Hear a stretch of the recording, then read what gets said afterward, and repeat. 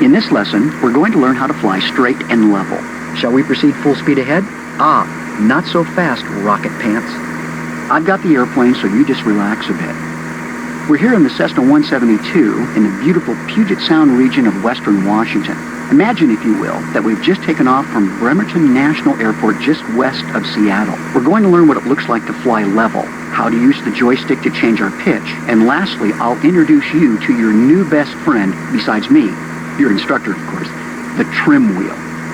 Right now, I need you to check your keyboard and make sure the num-lock light is lit. When that light is on, we can use the keys on the numeric keypad to look around while we fly.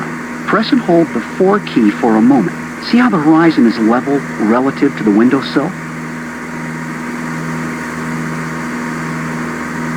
Release the 4 key and press the 6 key. Those are the Olympic mountains out there. Now, they're pretty, aren't they? Release the 6 key and look at the attitude indicator. The attitude indicator displays the airplane's bank, or the angle the wings make with the horizon, and its pitch, or the amount the nose points up or down. I'm going to keep the airplane flying straight, but I want you to change your pitch. That is, the airplane's pitch attitude. Now then, if you don't have a joystick, be sure to turn the num-lock off again so that you can fly the airplane in just a second when I ask you to. See the little orange dot in the center of the attitude indicator's miniature airplane? This represents the airplane's nose. Right now, it's a little above the white line that represents the horizon. This means we're most likely in level flight, thus holding a constant altitude. We can tell our altitude is constant by looking at the altimeter, located just to the right of the attitude indicator. The altimeter's large hand, the 100-foot hand, isn't moving, nor is the needle in the VSI, or the vertical speed indicator, moving. This indicates that we're in level flight. Now let's try an experiment. I want you to gently pull the joystick back about ½ an inch from its center position and hold it there. Now watch the response.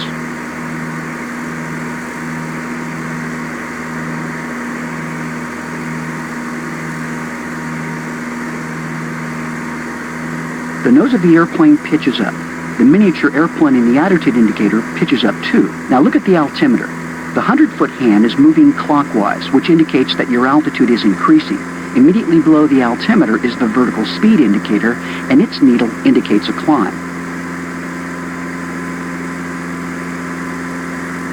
Now, pitch the airplane's nose downward with a gentle forward push on the joystick, about ½ an inch from its center position.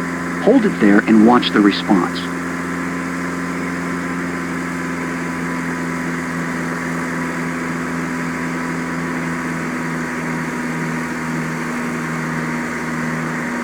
Push forward on the stick.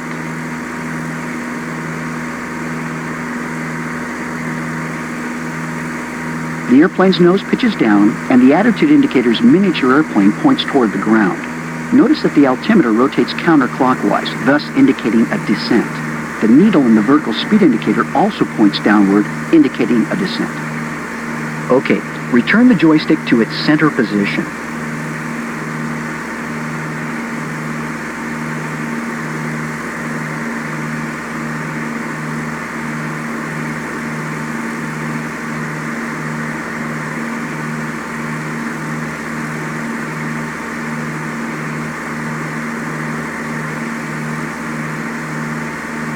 I've got the airplane, so you just relax a bit.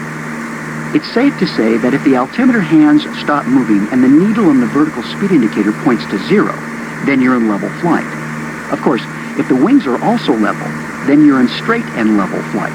You can always determine how to return to straight and level flight by looking at the attitude indicator when it's not convenient to look outside the airplane. Airplanes are subject to many aerodynamic forces. Some try to pitch nose up, others try to pitch nose down. Use the trim control wheel to keep the airplane in the attitude you want. The trim control, or trim wheel as it's also called, is the little black wheel directly below the heading indicator. It's cleverly marked pitch, up, and down. This part takes a little bit of patience, so you might want to pause the simulator a bit to prepare your mind for the next subject. Press P to pause the simulation, and when your mind is ready, press P again to continue with the lesson.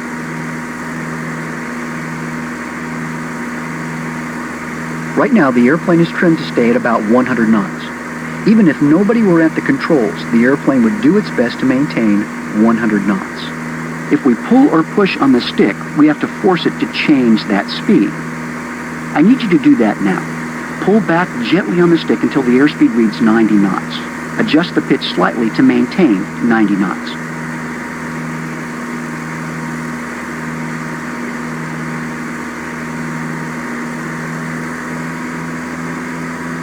You will notice that we have to make tiny changes in the joystick to maintain 90 knots.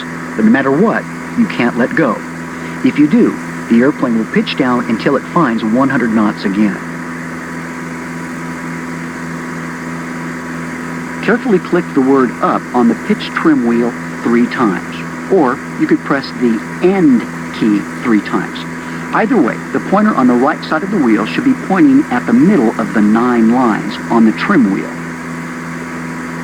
Oops, you probably noticed that the airplane pitched up rather abruptly when you did that. You should be able to slowly relax the pressure you have been holding on the joystick, and the airspeed should settle at 90 knots. Whenever we make a change in the pitch of our airplane, like for climbs or descents, we use the trim to remove the pressure we have to hold on the stick. Instead of us having to hold the stick forward or back, we let aerodynamics do the work for us. I've got the airplane, so you just relax a bit. Okay, here's the big secret about trim.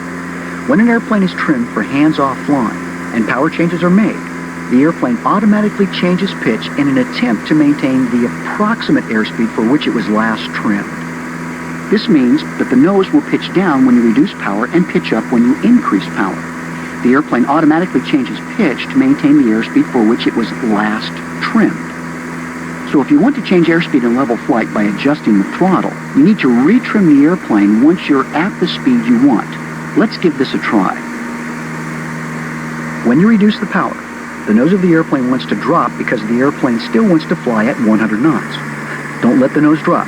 Keep the airplane in level flight as it decelerates by pulling back gently on the joystick and holding the altitude constant.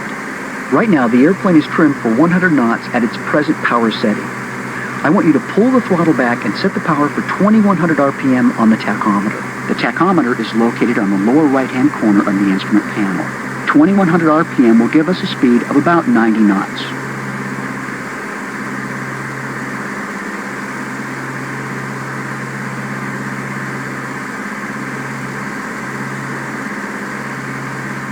Now apply sufficient nose-up trim to eliminate the control forces for level flight at 90 knots.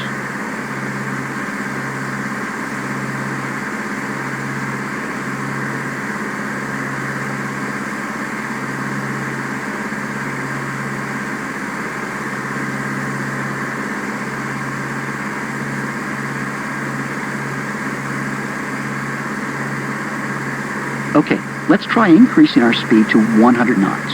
Move the throttle forward and set the power to 2400 RPM. This time, the nose wants to rise. Keep the airplane in level flight as it accelerates by applying forward pressure on the joystick. Apply sufficient nose-down trim to eliminate the control forces for level flight at 100 knots.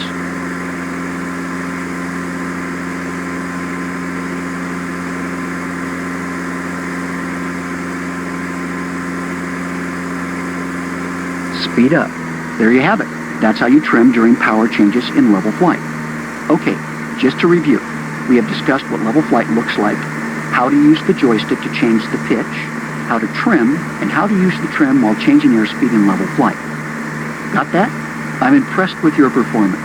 These are some of the most important topics in flying. Make sure you're comfortable before moving on. Rerun the lesson if you feel you need to. I don't mind. I'll be here all day, stuck in your computer. I love it in here. In our next lesson, we will learn how to make an airplane turn. Because, let's face it, unless the place you are going happens to be right in front of you, sooner or later, you're going to have to turn.